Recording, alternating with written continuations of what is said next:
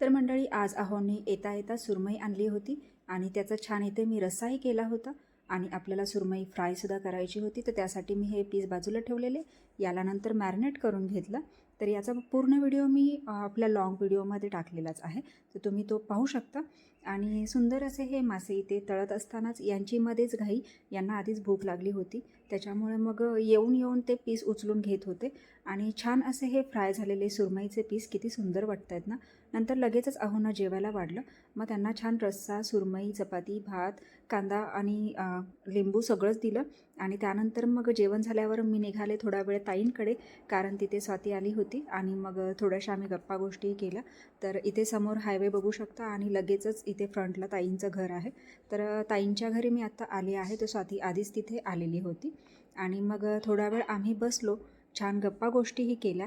आणि खूप दिवसानंतर भेटलो होतो, त्याच्यामुळे कसा वेळ निघून गेला काहीच कळलं नाही. खूप म्हणजे खूप म्हणजे छान वेळ गेला. अगदी फक्त 1 तासभरच असू आम्ही तिथे, पण मस्त वाटलं.